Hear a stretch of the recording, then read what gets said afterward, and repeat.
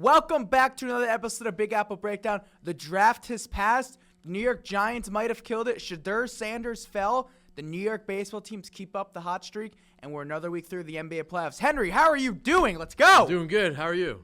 Good. I'm excited.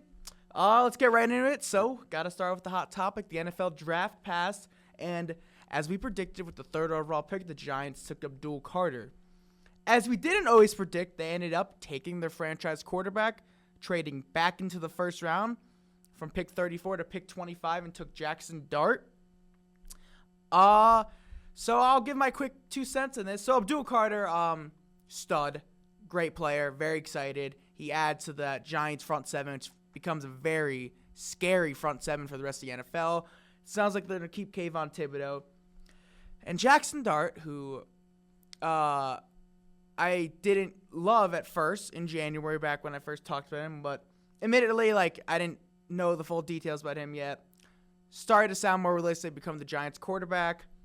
Now I have to root for him because he is going to be hopefully the franchise quarterback. This is the guy who Brian Daboll and Joe Schoen believe in, and now I'm his number one fan. That's just how fandom goes. Yeah, the way Joe Schoen and Brian Daboll talk about him, they're comparing him in a sense to Josh Allen. I definitely see it with the talent and the way he'll just try to run people over, not afraid to take hits.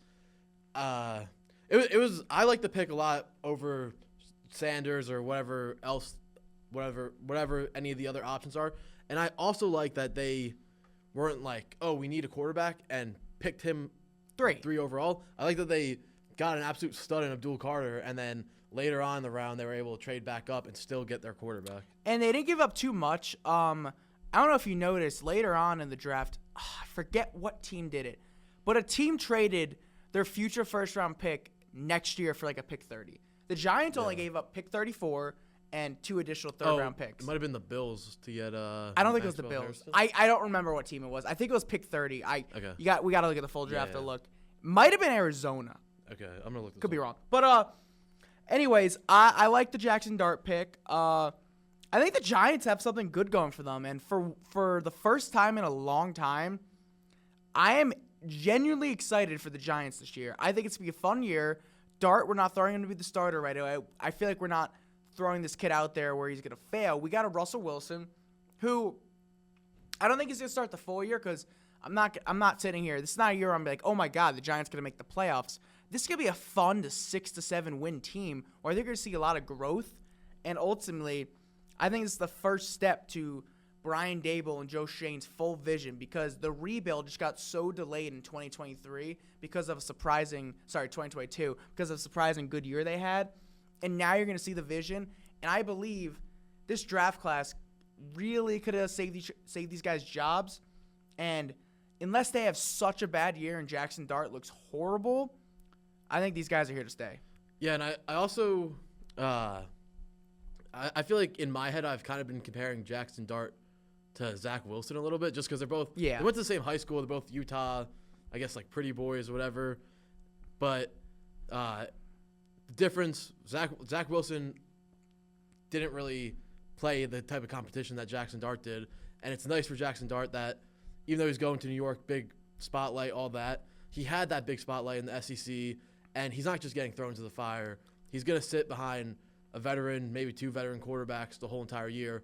And he might not even play snap this year. He could not. So I think he will. I kind of lean towards against that because, again, I don't think the Giants are going to be a playoff team. Mm-hmm. So I give it, week 8, week 9 thing. Typically, they'll say in August Russ is our starter, and then it'll be October, and stuff will change. But I think what I love so much about the Dart pick is, like you mentioned earlier, they took him pick 3. I mean, they took him pick 25, not pick 3. And they could have taken him pick 3 and rationalize that. Because hypothetically, if you love a quarterback, take him. They tell them just take him when you can. Exactly. Because the Giants didn't know if he'd be on the board. They took a risk, and they did a smart trade-up. But what I like about this so much is because when they took Daniel Jones, he was pick 6. If the Giants suck this year and these guys get fired, they can just take Arch Manning next year at pick, or a different quarterback, top 5, and just flip Jaxon Dart for a second. And there's nothing wrong with that. That's the thing. This isn't going to – it's not a franchise-altering move because at the end of the day, we all think Dart would be good, but it's a coin flip with these guys. And, I always say this about the Jets when the Jets drafted Darnold or Wilson, how obviously in hindsight, if looking back, you would have done the same thing. You would not pass up on the quarterback because you needed the quarterback. But in a sense, when I think about it, I'm like, they could have drafted, like I remember the one, I think it was Nick Bosa. No, it was not Nick Bosa. I forget who it was. But they could have gotten a premier player on the defense or just to fill another hole. And quarterback, you're taking such a big risk because you don't know if the quarterback's going to pan out. But some of these other prospects are like pretty much shoe-in. You know that they're going to be good for your team next 5-6 years. So, yeah. Overall, I like the pick for the ASU running back. That's a fun pick. And I think it's a year where you get to see a lot of growth in the Giants, where you might see a fun 7-8 win team and see a lot of improvement. I mean, I think they're going to be so fun to watch defensively. And just the defensive line with Dexter Lawrence, Kayvon Thibodeau, and, of course, the newly Abdul Carter is going to be really fun to watch. One thing I will say, I hated how Abdul Carter said he wanted to wear 56. I know some people were like, oh, like they liked it, like it was a sign of respect. That really pissed me off as a Giants fan. And how do you feel about that? Like, you don't think it mattered? Guys say anything for, like, clickbait or just to grab people's attention. I don't think there's too much. I get it. Because if someone came to the Yankees and said they were going to wear number 2. That's pretty much what that is. Yes. So I understand. And obviously I'm not a Giants fan, so I don't care about it as much as you would. But yeah, well, I don't think it's disrespectful per se. I think it's just like don't even say that. Like that's just you just sound like an idiot. I think it's disrespectful because I think he was trying to be respectful, but it's the guy he's asking the greatest defensive football player ever. Like this isn't just like Malik Neighbors' jersey was number 1 was unretired, but that guy played in the 1920s. I'd never even heard of him. Yeah, I mean when Rodgers came to the Jets, Joe Namath was like, Rodgers didn't even ask to wear number 12. Joe Namath was like, you can wear number 12, and then he said Warren no. Moon gave Cam Ward his number. Yeah. I am not a fan. I'm low-key not a fan of this. I don't like the unretiring of guys like that. Warren Moon was one of the first great black quarterbacks. But also, that's a guy number should be retired. Also, Cam Ward didn't ask for it. I know, but I think that's different. No, I'm still just not a fan of like these guys unretiring their numbers. I think for football, I don't like it. I don't think it's as big of a deal in football because you don't have as many retired numbers. But say like basketball for like the Celtics, Lakers, and then baseball for the Yankees. These teams are going to have to start unretiring numbers at some point. You're right. Or just stop retiring them. And everyone's going to be wearing number 74 and like 96. Well, I think you just got to really retire superstars. Like Lawrence Taylor is the definition of a guy you retire your jersey number. Yes. Warren Moon, in my opinion, is that too because he did so much for the culture of the game. And I'm personally just not a fan of these guys' jersey getting retired. Like, these are some of the great football players ever. You can't write the history of football without them. They deserve their numbers retired. Also, and LT did say no. Like it's not like he even in a like little spin zone. Then when you see Abdul Carter taking the field in number 56, it's almost in a way. What if he was a boss, dude? Like yes, but it is almost in a way like serving the history of the game because you see him wearing such a legendary number. You know. You get what I'm trying to say? I get he went for the respect thing. I'm just trying to play devil's advocate here a little. When you know what a lot of athletes do, the respect thing, you copy the accessories. Yeah. The cleats, like the old vintage helmet, like stuff like that. You don't got to go the full, I'm trying to, I can't think of like a famous athlete, something vintage they did. Like maybe, some of them would wear, like linebackers wear the old school, like neck thing. Oh, and I remember a couple years ago, Van Der Esch on the Cowboys, he brought that back, kind of. A perfect thing like that NBA players do all the time, the Mutombo. That's a respect thing. That's respecting a legend. That's different. I think, I'm not sure Lawrence Taylor had any signature celebrations, or you do that after a big play. I'm not a fan of the unretiring jersey thing. That's just a little rant that just came in my head. Yeah. If I had a personal tie to it, then yeah, I see where you're coming from. You were fine with Joe Namath giving up his number? I thought we were getting God when we got Aaron That's Rodgers. fair. See, imagine 2 years later, Aaron Rodgers wore that number. Looking back now, that would have been a huge mistake. But in the moment, and Aaron Rodgers is a legendary Hall of Fame quarterback, so it is different than getting a first-round draft pick and giving him such an important number. But in that moment, I was like, give Aaron Rodgers everything. Yeah, that's fair. Like, I don't know. All right, I want to move on to Shedeur Sanders. So, a week ago, we talked about the potential fall, but neither of us the farthest we had was 20s. Yeah, 20s. we said he would be picked in the first round. And he ended up going 5th round, which is no one saw. And I go so indifferent about this because obviously when he fell that far, something drastic had to happen. And I was a kind of a big Shedeur Sanders fan. Like, I like the guy. Even just seeing some of the draft day interviews, stuff that came out and saying how teams took him off his draft board, this guy really just hurt his stock.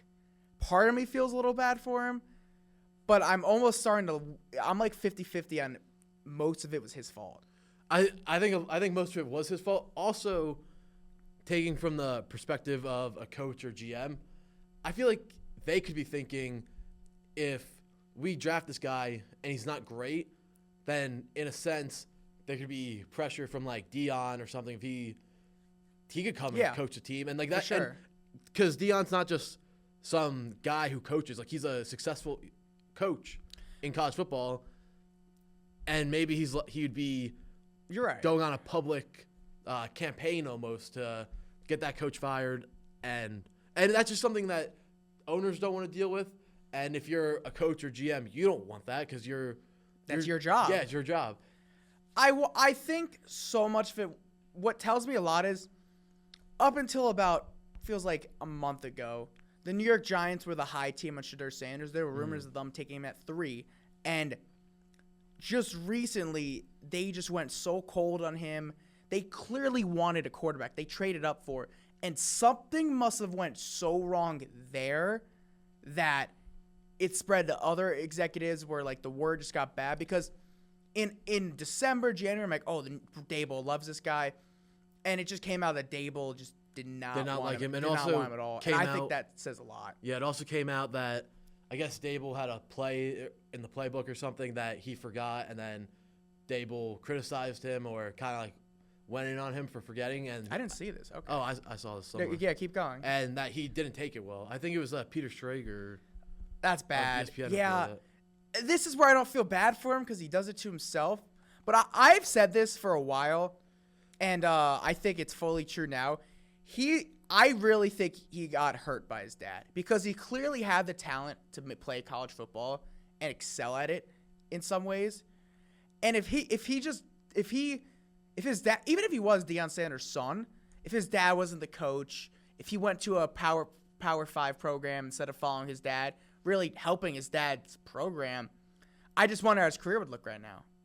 Yeah, I'm trying to find I don't know if I'm just overthinking it, but I really think he got hurt by being Deion's son. And a lot of it is on Deion because at the end of the day, he raised that kid. He understands the NFL business. And he hurt his son's draft stock.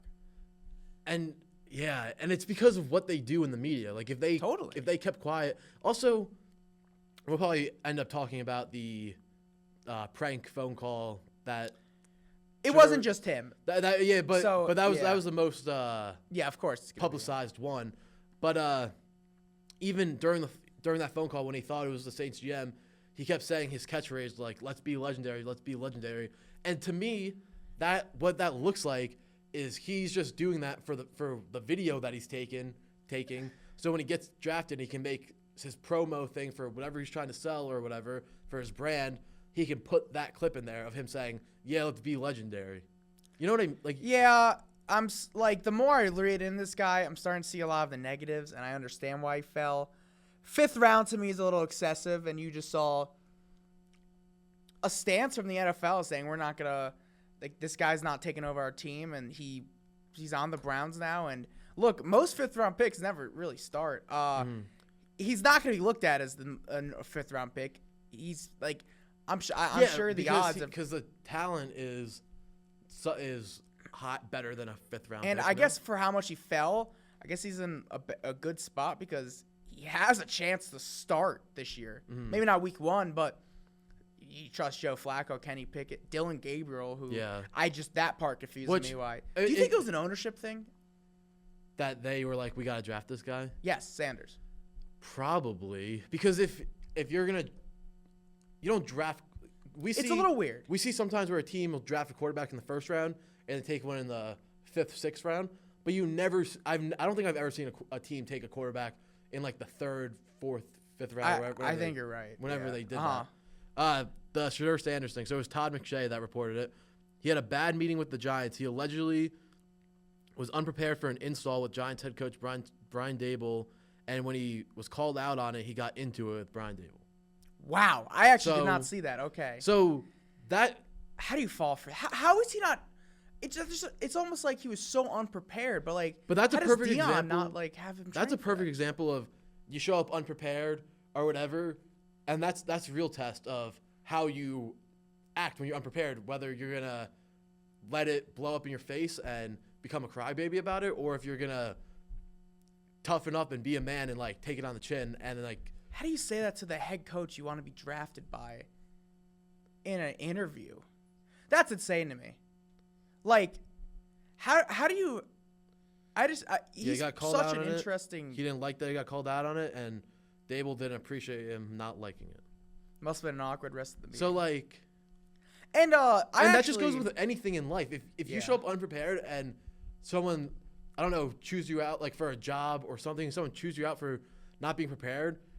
Like, that's something you got to take responsibility and be accountable for that. You can't, I don't know. Daboll is just testing him. And I don't know how, I don't know how you're not prepared for that. That's my question.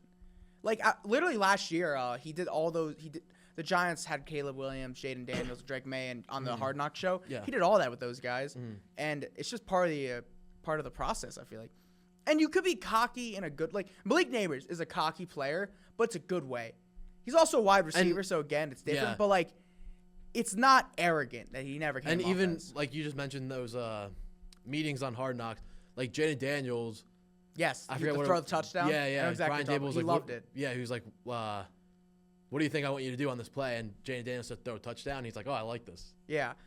But he's a complete opposite personality from a Shedeur Sanders, who all Shedeur Sanders cares about is his personal brand, and Jaden Daniels cares about just playing football. I mean, it came out just how it was the worst formal interviews ever, and teams just took him off their draft boards totally because of it, which I just don't know how he wasn't more prepared for this. I keep going back to that. Yeah, and or is that just who he is and he can't hide it? Maybe. And that's why I say I don't feel bad, because also it's not like the money he was going to get from being it's a huge difference in money from being a first round pick. He doesn't need the money. But he doesn't need the money. Also, in the day and age of NIL, he's a huge superstar. He can never work a day in his life again. Yes. I felt a little bad for him. And he could be a regular person and still never have to work a day in his life because of who his dad is. Yeah. I always try to put myself in these people's shoes, and I'm like, I felt bad because, like, I said this to you, and you thought I was excited. This is probably one of the worst stretches of his life. Yes, there's no way. You're right. Life's a stretch. Professional career, probably. It probably is like. Well, it's his first day. Okay, on the job. Football career. Okay. They're professionals in college now. He's making money. No, you're right. They almost are. But I've tried to put myself in shoes where it's like, this is your dream. You always dreamed of being a first round pick, and he almost blew it with the stuff that shouldn't even matter. The stuff that you don't even almost look at. The stuff that you check mark almost when you go into the NFL draft. The draft interview stuff, and he just totally blew it. But also, I don't know. Maybe I just have a different way of looking at it. I would still look at it from the perspective of like how lucky I am to get drafted, and not that's a fair necessarily point, honestly. Where it was. And if that's your quarterback, the guy leading your team, like you kind of want the guy to have that. You're right. Type of perspective. I mean, the history of football, the personalities are like, even a guy that had demands. Like Eli Manning demanded to big family, but he never had the personalities of Shedeur Sanders. And not also, even close. People were trying to compare. I saw a lot of comparisons with the tweet, Mannings. Well, the tweet that Dion had a couple years ago, where it was like, "I wouldn't let my son go to Cleveland." He said. Or he's like, there's only 4 or 5 teams that I would let him go to. What I saw is he did say that at one point. I saw in 2018 he said, "I like what the Browns have done, but I would never I would never want to be a quarterback that goes there," which is kind of funny. Yeah, and I guess Eli did do the thing in San Diego, which was brought on by his dad. I also just think it's a different day and age with social media and everything. Eli was also a much better prospect. He was a better prospect Yes. too, and that sort of thing can stay undercover almost. Where there's rumblings of like this guy doesn't want to go here, but if that's nowadays where everything Shedeur Sanders does is Twitch streamed and all over the internet, like I feel like you're not hiding that. You're right.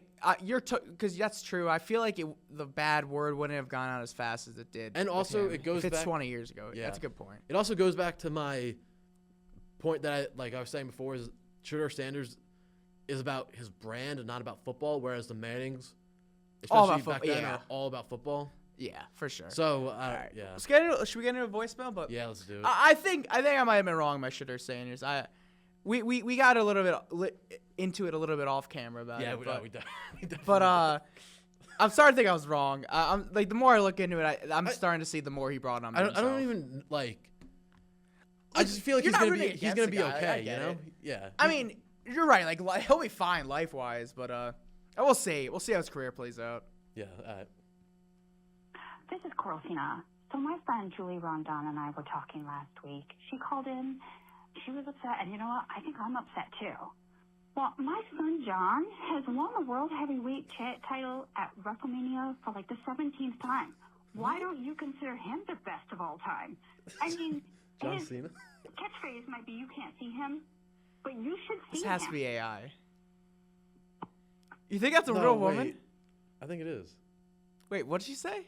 Replay that. This is Coralcina. So my friend Julie what's her Rondon name? and I were talking last week. Wait, hold on. I can't even hear it. This might be the most mysterious This is phone. Coralcina. So my friend Julie Rondon This sounds and I AI, were no? talking last week. She It called might in. be. She was Okay, it's so they're she's saying going to be John Cena's mom. Is that what she's? I guess so, and she's friends with Julie Rodon, who Well, our caller last week. I guess John Cena, you could argue, he's the greatest WWE He ever, is. but it's a scripted sport. Yeah. If you I even don't- call it a sport, it's entertainment. All right, let's do the next voicemail. Yeah, I'm that's mysterious. I don't know what that's about. Big Apple Breakdowns. This is NFL draft expert Lou calling from New Jersey. As I predicted for months, Jaxon Dart went to the Giants. They traded up into the first round to get him. But no other quarterback was taken in the first round, and Sanders dropped out of the first round. So my question to you is, did they need to make the trade? Would Sanders or Dart have This been there pissed with me their off. second pick if they didn't move up? We'll never know, but I want to know what you think. This is all right. First off, a blind Well, squirrel obviously finds a Sanders nut. would have. Yeah, Sanders would have been there. A blind squirrel finds a nut once in a while. This frustrates me about fans. You got what you wanted, and you're still finding something to question about. They didn't give up much to trade up for him. Who the hell cares? That's my Yeah. point. And if there was a 1% chance Dart could have been picked from picks 25 to 34, they still do the trade because that's clearly the guy they wanted. That just annoys me because Yeah. I feel like fans just try to find anything to look at the negative about. If you're under the impression that you're getting your franchise quarterback, you would give up more than they even did. You're lucky they didn't to- take him at pick 3. Yeah, like seriously, so- they did it Because before. if they It took him at would- pick yeah. 3, then Oh, that, but then that would horrible. be a real question. But they didn't, and you can't like. It's the NFL draft. Of course, if you look back on it, different stuff happens. Like, oh, I would have done that differently. It's such a live process that goes by the minute, and you can't look back and be like, oh, should they have done this? Like, they got what they wanted. They had one of the best drafts in the league. Let's be happy. yeah. All right, should we get into some Jets draft? Yes, let's talk about your Jets. So, pick 7 overall, we drafted Armand Membou, right tackle out of Missouri. This, I think, was the most logical pick. I really wanted Tyler Warren, and the Jets ended up getting their tight end, Mason Taylor, in the second round, son of former Jet, I think longtime Dolphin, Jason Taylor.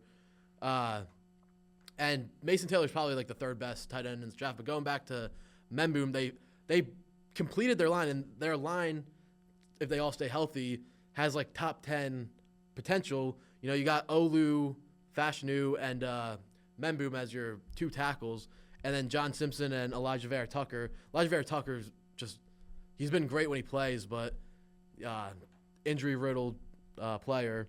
And then Joe Tippmann as your center. So I really like what they're building there, especially with Justin Fields and Breece Hall in the backfield, they'll be able to run all over teams. And I saw a report from Dov Cleveman? Yeah. That journalist, that Justin Fields has looked like a different quarterback. So seems like they're excited. I think that this might be a year where the Jets are going to run the ball more than anybody in the league. It might be run the ball a lot, and I think they're going to surprise people. I'm starting to get really excited about Justin Fields, and I feel like he might be the answer for the next few years. I mean, I saw people say the Jets could be a sneaky wild card team. I mean, it's not like the AFC East is good. It's still the Bills. Patriots, can't count on that jump, in my opinion. The Dolphins are a sinking ship. And I like what the Jets have assembled. It kind of is a little bit like those old Rex Ryan teams a little bit. A little bit with the mentality of the defensive head coach who really is like a no BS kind of guy, where it seemed like Saleh had a front of that, and then he kind of just got pushed around by Woody Johnson and Aaron Rodgers. So obviously every coach will get pushed around by the owner if the owner says to do something, but he got pushed around by Aaron Rodgers a lot. So, and yeah, are you going to see a lot of Justin Fields games where he's a game manager, mainly throw the ball 19, 20 times a game? That's fine. Yeah, that's fine if we're winning. And ground and pound team. Yeah, I mean, may look ugly, but it gets the job done. They also drafted a wide receiver, Aaron Smith, in the 3rd round, I believe, who kind of seems like one of those speed burner type guys. He's had issues with drops and route running, so not typically things you want your wide receivers to have issues with. But he seems like the upside is there on him, and I mean he'll definitely get some run with Garrett Wilson. It's like Garrett Wilson and Malachi Corley and then Alan Lazard. So definitely room for this guy to come in and play. I'm not going to speak for all Jets fans, but I'm just guessing here. I think this might be a refreshing year for the Jets because I think so too. Of course, you had the Aaron Rodgers saga, and then before that they had Zach Wilson, number 2 overall pick, and then before that it was Sam Darnold. So now, for once, I just feel like there's not as much pressure on the Jets. Not as much pressure, and not. I mean, it's New York, so you're always gonna have the spotlight on you. Yeah. But there's not gonna be as big of a spotlight with no Aaron Rodgers, and I feel like. I don't know. I feel like it's just going to be all about football, which is kind of something the Jets have gone away from. Which is what you want to see, really. Yes. And I think it's going to be – honestly, I'm kind of feeling – at this point, look, it's hard to say you feel really bad about your team, but last year I did about the Giants. I kind of am actually excited for Jets and Giants football. I think they're going to have surprising years, and I think it's nice because the expectations are – pretty low for them. If they suck, it's not the end of the world for either team, in my view. And there's just going to be it's going to be a very interesting year for both the Jets and the Giants. So I can see 2 wins. I can see sneaky wild card teams. Who knows? And both of them have good defenses. Hypothetically, the Giants should. Yeah, I mean, and I feel like the Jets are in such a weird spot because Justin Fields is still a young quarterback. You know, you kind of. You're going to see how this year and next year goes with him, but he could theoretically be an answer at quarterback. I wonder if you're hoping for almost, these guys, former Jets, both these guys, maybe not Geno Smith and Sam Darnold type resurrection. He's younger than those guys, but those guys, second, third team. I mean, few teams for both those guys. And even something like Jared Goff, because Jared. And I keep comparing Jared Goff's a good one. This Jets team to the Lions just because that's where the coaches come from. So Tanner Enstren, the Jets OC, was the quarterback coach in Detroit. So he's a guy that you would want theoretically to rebuild your quarterback if came in and struggled the last few years with his previous team. Yeah, and especially the way they're doing. You theoretically do not It feels like sometimes it really only feels like the only way you could build a really good team is by drafting a quarterback. Mm-hmm. But recently, teams have done it without doing that. The 49ers have built a very good team. The Lions have done it. And the Rams traded for Stafford. It's tough, but it could be done if you draft well, you sign well, you do everything else well, and then you take the pressure off the quarterback. And, the 49ers did it with Garoppolo. Yeah, and then they've just And then swapped quarterbacks now. Yeah, and then I guess they did draft Purdy, but like, well, that I mean, just unexpected. technically, and they tried drafting Trey Lance, and they yeah. failed. But yeah, I mean, I'm pretty excited for football this year. Also, that's something you don't see. Like, you see, that's almost like an NBA type of approach to go out and build through free agency or something like that. In the NFL, it's typically you the draft's the build most year after important year thing. through the draft, because there's so many guys and it's hard to just go out and make a super team. If you have some free time, look back at the past few drafts and look at day 2 and day 3. The teams that are good right now drafted the right players then, and that's how you build a really deep and good roster. That's why those teams are good for years, because those guys know what they're doing, and the bad teams likely don't have good drafts. And I've always looked back. Eagles are an amazing draft team. Lions. I've always looked Bills. back on the Jets' previous drafts, and just like guys like Travis Kelce or Rob Gronkowski, Antonio Brown. I'm like, how can these teams find these gems later? Tyreek Hill later on in the draft, but my team can never do that.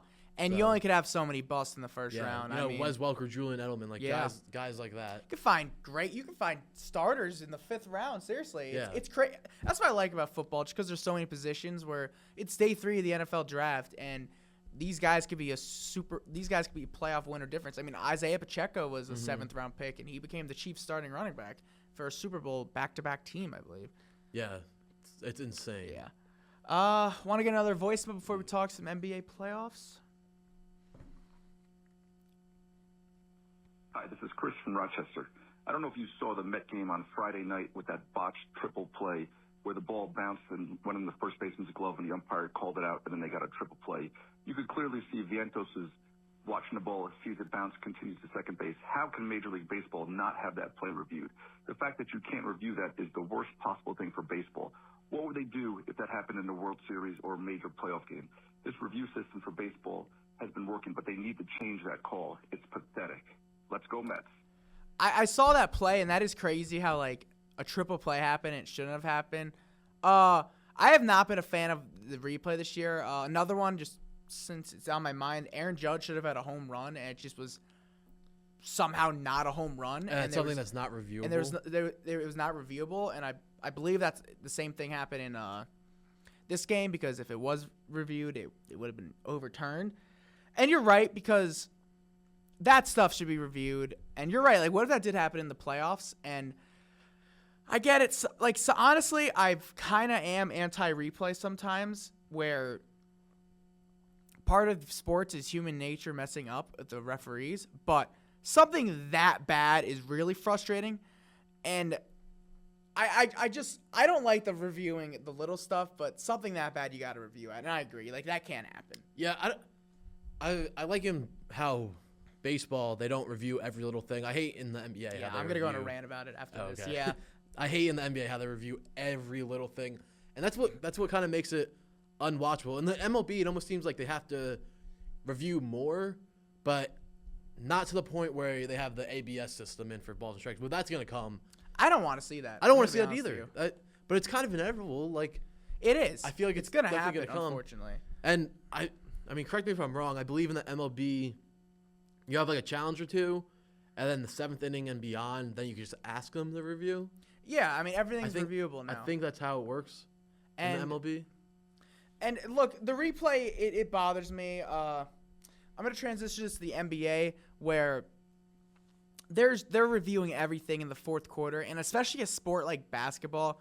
Look, basketball is such a fast-paced sport where, of course, it's going to look different live than when you take 5 minutes to zoom in on 9 different camera angles. Of course, the call is going to look different. Of course, I'm a little salty about this because it hurt the Lakers. But there was a review where they called out of bounds, and then they literally got a review from the drone where it showed that LeBron James's hand was like here, and they called a foul. But like, it bothers me with a sport like basketball, because it's a hand part of the ball. Like, obviously, a little physicality is going to happen. And I just think, how drastic would every single league be if there were these reviews back 10, 15 years ago? Because these are defining games. And of course the call is going to look different if you look at it for 5 minutes. Yeah, I think there should be a time limit because unless it's so obvious to overturn it, which you know in 30 seconds, then I don't think it should be overturned. That's my 2 cents. Do you remember a couple years ago? I think it was the Bucks-Suns final where someone, I think it was Devin Booker. He either hit the ball out of someone's hands or got the ball hit out of his hands. You know, like you hit the ball out of someone's hand and then it like rolls off their finger. Like that happens all the time. Typically, it gets called out on the person who hit it out of the person's hand. But then I remember they started reviewing those, and they're like, "Oh wait, actually, it hit the shooter's hand." I know exactly. Yes. That's a very good point because that too. Like, I really think they need a time limit on these things. The only time that they should have as much time as they need is, I don't know if you saw the ending of that Clippers-Nuggets game where it literally was a game-ending play. The dunk. Yes, that I get reviewing for a while, but in my mind, if you need all these different angles and it takes you 5 minutes, it just takes you out of the game. It's just bad for the audience. Then it should not be overturned. I also think in the NBA in general, they just need to call less fouls. Well, the review doesn't help because of course it's going to be a foul. And if you look at it. It's so subjective. Where one thing could be a foul one night and the next night it's not. Like, well, but what's the worst is they're it's different by quarters. Yes, and you could watch something and be like, "Oh, that's totally a foul," and it be not a foul, or you could watch something and be like, "There's no way that was a foul," and then it gets called like a flagrant one. Yes, like you know what I think's the flagrant fouls are ridiculous. The flagrants are. You know what I think's the worst? What happens? Do you know how they do the 2-minute review within the games where they'll say a foul was supposed to be a foul when it wasn't? Yeah. That is the worst to see because it's almost like you don't even want them admitting their mistake a day later. Yeah. And the flagrants are ridiculous. But what bothers with the NBA is, all right, if you're ever watching a Golden State Warriors game, once Draymond Green gets 4 or 5 fouls, watch it. They will not give him the 6th unless it is so obvious. It's insane. They call players differently with the text. If Draymond Green doesn't get the really high profile, like the high profile guys that are yelling, they just won't give the text out just because who they are. Yeah. And part of me like, okay, I get that, but call it evenly with each player. Yeah, if a quiet guy starts cursing out a ref, that shouldn't be no different than Draymond Green doing it. And almost if a quiet guy's cursing out a ref, they probably messed it up. Yeah, totally. If they're typically a quiet person. And the reviews are just so bad because it takes away from the moment in the game. There's an amazing game going on, and it's so bad because it's also the players every single time you see. If you're ever bored, count how many times they do that within a game. I guarantee it's in the hundreds. You run up and down the court, you hear the whistle, and you turn to your bench immediately and start. Like, it's just part of the game. And I'm starting to sound like an old head, but like, I don't like replay, man. It's just frustrating to see. I think Major League Baseball is okay at it. Like the Mets, like, what's the point of having if you can't make him get rid of a mistake like that? I'm with you on that, like that triple play. But or I am kind of anti-replay. Or what they should do is the NBA, MLB, NFL should have people where it's their job to watch the play. If there's something that needs to be corrected, they like walkie-talkie into the ref and just say, "Hey, it was this." And even if the other team doesn't have challenges, I think if it's so obvious that the entire world knows it, they should just interfere and be like, change it. Which they sometimes do, where they don't review it, but one of the refs be like, "Hey, you got this wrong." Like, change it. But you have 7 seconds or so to do it. But I honestly think it's just an easy fix where you have someone, and the leagues can do this. They have plenty of money. Where you have someone at every game, and it's just their job to watch it. They're an extra official, but they're in the box and say they call a team a yard short on a play for a first down. And it's so obvious. They can phone down and be like, "Hey, that's a first down." I like that. Mark the ball at whatever yard line. We're like, and it would just make stuff like that. It would just in the NBA, someone commits a foul and they can come in right away, say, "Hey, that's a common foul. Play on." Yeah, totally. Like you get like a ring on your you maybe have that way you could totally eliminate the challenge system, and it's just fair. You carry on in your game, and if it shouldn't be time consuming because it's so most replays. I like replays when it's so obvious that it could get overturned, but when it's so close, I don't like that. That's where I'm not a fan of it. Also, it makes the officials worse because they're admitting their mistakes. We don't have to be perfect because they'll just get overturned. So All right. I guess we'll talk some actual basketball. So yesterday, the Knicks had a prime opportunity to close out the Pistons in 5 games at the Garden, and they blew it. And I don't know if you saw, but Tim Hardaway Jr., this was my rant where they come out the next day. They said he got fouled, and they didn't call it. I think they were down 2, and he would have had 3 free throws to possibly even win the game. So Knicks could be down 3-2 right now. And now they're having to go in a tough environment in Detroit. I know they won both games, Game 3 and Game 4, but they're going to be really amped up to get a Game 7 back in the Garden. And I think my whole point is the Knicks just aren't going anywhere. Like, they shouldn't have lost that game. You should always – a Game 5 closeout, you should really, really just make sure you win that game. They blew it. Feels kind of like they're just in no man's land, and unless they go on to win this series and actually give the Celtics like a threat, I feel like they gotta make some major changes. Yeah, I see that Boston series 5 games. Boston lost a game to Orlando. They'll have a game like that where they'll lose to the Knicks. I agree. It's gonna be a loud offseason, but hey, let's not go offseason yet because they're still playing. They should win this series. If they blew a 3-1 lead, oh yeah, be ugly. There'd be major changes. A team that is down 3-1, my Los Angeles Lakers on the brink of elimination, and definitely frustrating because they've had the opportunity to win both games 3 and 4. LeBron James has played some of the best ball I've seen him play in recent years, even in his old age. And story of his career where he puts up some insane performances and his teams let him down. And it's almost funny because in his Lakers tenure, when he hasn't gone off for numbers, I feel like they win the playoff game. But when he has those crazy games, they lose. Yeah, I just think the Lakers' flaws came out in this series. I honestly tip my hat a lot to Minnesota. And unless something drastic happens, they're going to lose this series. Yeah, and I mean, I could have seen the Lakers getting out of this round, but I don't think it's that surprising. Yeah, like I think we all were high on the Lakers because they had that really good stretch after the trade where they were winning.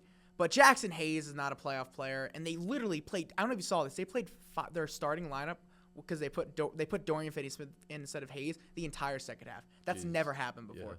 Yeah. Not a single sub in one half, which they've been horrible in the fourth quarter, which is just surprising because you would think a team with Luka and LeBron could do good in the fourth quarter. But LeBron is putting so much energy on the defensive side of the ball because they have no rim protection. And it's all Luka ISO, and it's just not been good shots. And Minnesota's really played well in the fourth quarter. And some of it I blame on Coach J.J. Redick, but he had such a good first year where I don't. I think a lot of it just comes down to they don't have a center in the roster. I was just gonna say that. They made such a big midseason trade. And when the trade first happened, so many people said that, like the Lakers, they're kind of going to take a back fall this year. And they kind of I don't want to say they tricked us, but they had such a good run. We're like, they could win all this year. I think they just don't have the right roster around Luka and LeBron, and they'll be a much better team next year if that's some minor tweaks with like a rim runner. Totally, like more that, two-way guys. Because I mean, they don't trust their bench clearly if they played one lineup the entire half. But yeah, we'll see. I mean, you never know; they could come back. And I don't know if you would call this an upset, but the Warriors are up 3-1 against the Rockets. Yeah, that's crazy. I would not call that an upset just because I feel like the Warriors are the more seasoned team, but obviously by seeding. It is. Seeding does not. It's so funny. Seeding does not. It's just matchups, dude. The Rockets' offense hurts to watch. When I watch their half-court offense, it's so hard to watch. Like, they had a game. They had a chance to get a game winner, and they had a Sengun post-up on Draymond, and it wasn't like, why would you chest that? Now, honestly, Draymond Green is such an awesome player. Like, this is what he does so well. You look at the box score, you're like, this guy doesn't do anything. But he has so much impact on the Warriors. It's insane. Like, how good he is. And the Warriors, I mean, they're going to be moving on to the second round. They could go for a run. But I think they just got a really good matchup, honestly. I think it's more of that than them being that impressive to me, honestly. Who would the Warriors play? Timberwolves or Lakers, but likely the Wolves. But hey, if all it takes for the Lakers to win tonight, and I'm back in on back in to get my heart broken again. But so I got a question for you. Has Giannis played his last game as a Buck? I think so. Where he goes next, I don't know. I mean, we talked about this. The odds. We think it could be New York, we think it could be the Nets just because the odds, and they have they have a lot to give up, and they have what the Bucks would want in a potential trade. So You know what I think could be the best chance for the Giannis sweepstakes for them? what? The draft lottery. If they could get the number 1 overall pick And then somehow. just trade for Not even trade. Of course, keep Cooper Flag, but Okay. Giannis, I could see him be like, "Oh, I want to play there." Yeah, and I don't know. I don't think the Nets. Obviously, people don't want to. They're little brother to the Knicks, and they're kind of in the similar situation that the Clippers are in. But I think the Knicks are obviously a huge NBA brand, but I don't think the Nets.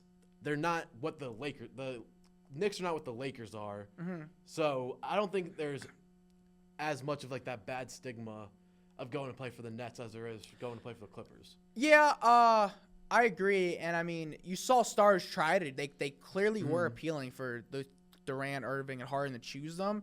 So I just think a lot went wrong there, and I think acquiring Giannis, that stuff wouldn't happen. Of course, I mean, 29 teams are gonna call about Giannis if he's available for trade. Yeah. Everybody in the world would want to trade for him. I also think I don't know that it'd be the right move in the sense of the Nets tried to give everything to KD and Kyrie, and we saw how that. And it's not just the Nets; it was this owner and this GM. It's the and same it people. blew up. Same people, yes. But Giannis isn't like that. Giannis. When's the last time a superstar stayed with a small market this long? He believed in it's almost like Yeah, I guess it would he be. literally is just running out of gas. But also, like superstars don't stay with a small market this long because small markets typically don't put them in a position to win a championship, and the Bucks did. So, like Damian Lillard in Portland, Well, he stayed there for a long time. Lillard's no Giannis. Yes, Yeah. but also they never Yes. put him in a position And of course, to you win. look back, And he LeBron still- James, they didn't. Yes, that's why he left the Yeah. first time. Well, I think with Giannis, it's kind of weird because the roster that they ended up winning it all with, they had Giannis, a good situation. Like they didn't have others like Drew Holiday and Chris Middleton were all stars, but they weren't superstars. Yeah. And they kinda- tried to do the superstar thing and it just backfired yeah. so bad. And the superstar thing is backfired, but I think it's more of that. A lot of bad luck. That they lost Drew Holiday and he went and signed with the Celtics. He got you know? traded. He got traded there. No, he got traded to Portland, right? Yeah, then traded to Boston like a week Oh, okay, later. okay. But I thought he and- got bought out. No, Okay. he got traded there. But anyways, yeah, I've always said they would have never done the trade if they knew where he was where going. it was going. Yes. A lot of it's been bad luck for them because since they won the championship, they lost in the second round, and Chris Middleton got hurt, and then they haven't been past the first round. And Where then they hired Giannis Doc been hurt back. Rivers. Yeah. Adrian Griffin was probably honestly maybe scapegoat? I mean they were okay with him. And they played like 20 games with him, didn't they? I think and they honestly had a good record, and then Doc Rivers came in and kind of fell apart. Doc Rivers is gonna be on TV the rest of his life. I don't think he'll ever coach again. I assume they'll move on from him and they'll just rebuild. If OKC loses early, that's the team that I think could just go all in for him, which is scary. Yeah, because they'll have to give up players to make the salaries match, but Yeah. like they won't have to give up Uh, all that much. I think OKC's finals bound. I'm not gonna lie. I think they swept Memphis, who just sucks. I don't know if you saw the Cavs were up 60 against the Heat at halftime Yes, almost. Like yes. these teams are just these teams that like no one wants to like pick as the favorites. They just keep looking great. All right, let's talk some Yankees. Let's talk a little baseball. Do we have more voicemails? Oh, yeah, we do. Or should we talk Yankees first, then voicemail? Wait. Well, we got this one voicemail and then we'll talk All right. Yankees. I like this one. Oh wait. Hey, this is Tony from New York. I just want to know, I heard you talking about all these guys having kids in Major League Baseball. How much of it do you think is the fact that 9 months ago was the All-Star break? Thanks. That's a good point. And I never thought about that. wait, I'm gonna look at the MLB All-Star rosters from last year. Devin Williams is definitely on it. Yeah. Trent Grisham just had break. Yeah, He's yeah, probably he on had a break. vacation. That's why I want to look at it. Yeah. That's funny. Oh my God, that's a good point. I never even thought about that. Because, yeah, for those guys who, I mean, Judge just had a kid, but he had her before the season. I think in spring training. Yeah, he must have got her pregnant Like, a little before then. yeah, right. Probably May May or June. That's funny. I never But- even thought about that. Who, it was, I think you're right. You had a good point on all these guys that and I feel like it's not guys who are making the All-Star team. Yeah, because they're on because vacation. That's their week vacation day. Yeah, it's a good point. Well, should we mention a guy that did And have a kid that's been in some I don't Yankee see news? I don't see Devin Williams. Oh, maybe he was. Oh, he was hurt for a lot of last year, so I don't think he made it So technically. he was rehabbing with his wife. All right, speaking of Devin Williams, big news came out, Henry, this week. Devin Williams is no longer the Yankees closer for now. Luke Weaver is. Thoughts on this? I mean, it was the right move. Devin Williams has been an embarrassment. It's been horrible.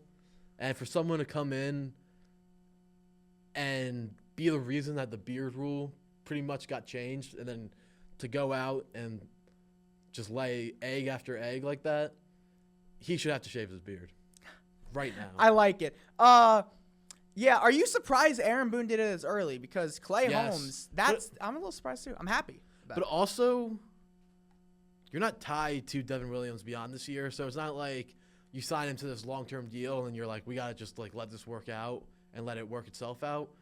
You're not tied to him, so you are in position to just be like, okay, sit down. All right, how likely is this, 1 through 10? Devin Williams is not the closer for the rest of the year. I'm gonna say 6. I think it's more likely Okay. than not. But he could find himself a role like Clay Holmes did, and also maybe because Closer by committee? well, I think it would be Luke Weaver. No, I'm saying like with Weaver and Williams. No, it's got to be one of them. Yeah, okay. Because, all right, I mentioned this in one of the first weeks of the MLB season where I was like, so he had a shaky game against Milwaukee in the first game, and then he didn't pitch the rest of that series because there were blowouts, but you knew that the paternity thing was coming, so I'm like, why didn't they just get him some run? So maybe it could be a change in routine, something personal because, you know, he just had a kid. So, like, maybe he's just got to find himself again and work it out, and then he'll be fine.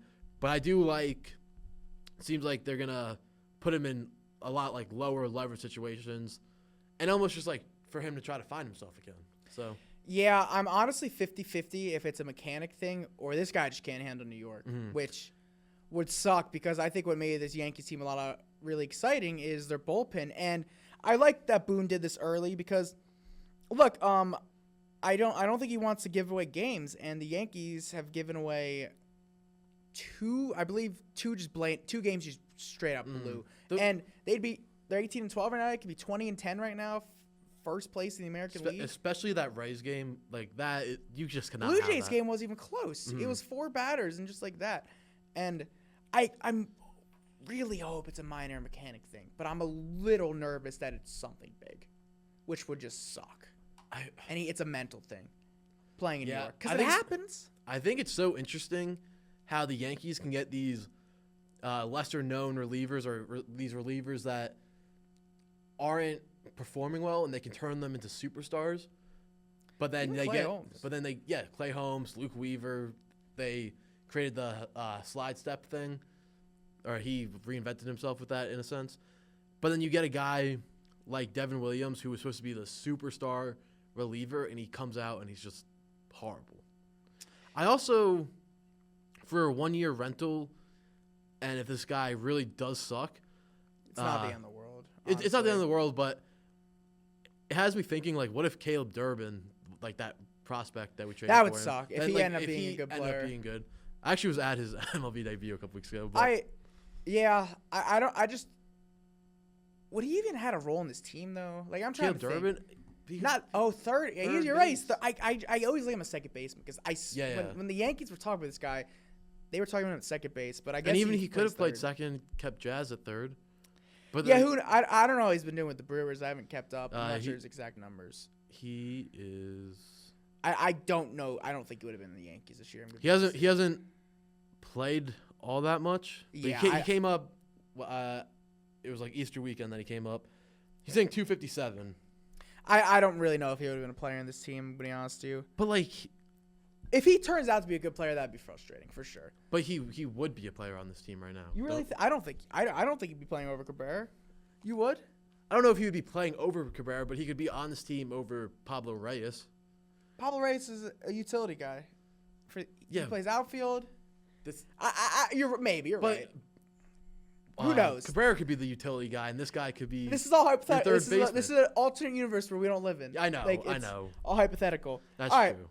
I want to move on to a very serious conversation that Aaron Boone might have to prepare for, and I want to know if you think I'm crazy for this.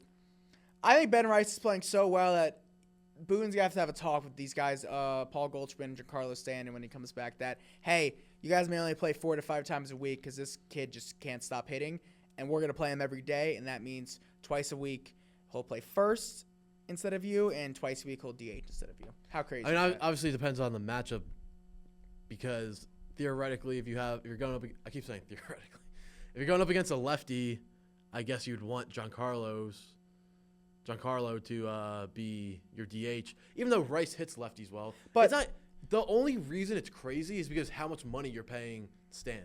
That's the only reason. I don't see the big issue if he hits 5 times a week I don't. and he pinch hits every game. Yes, I don't. Pitch hit for Anthony Volpe. In and theory, put if all Cabrera these in short. guys, if all these guys are making the same amount of money, yes, but he's just an expensive platoon DH. Well, come playoff time, He there would would be hopefully playing- be an obvious. He'd obviously be playing. Yes. Hopefully there's an obvious solution by then. It's really curious if Rice keeps this up. The Yankees are gonna have to keep playing him. He's too valuable of an asset. I like the idea of trying to stick Rice at third base, but It's yeah, just not realistic. it's just not gonna happen. but it's not unrealistic. Yes, it is. It's not happening. It's like there's Yes, a you're- higher chance that Paul Goldschmidt's benched before that happens, which I think. But you he's can't you're bench right, him. but what like it's not crazy. He just falls off the cliff. He's old. Is he on a crazy? I No, don't that's know, not man. crazy, but it's just. Ben And Rice could fall off. this is Who a knows? great problem to have. Is it? Is it? Yes, because is it crazy to say that Stan's going to be healthy all year? What if he comes back in this tennis elbow thing, and he can't stay healthy? Well, you're right.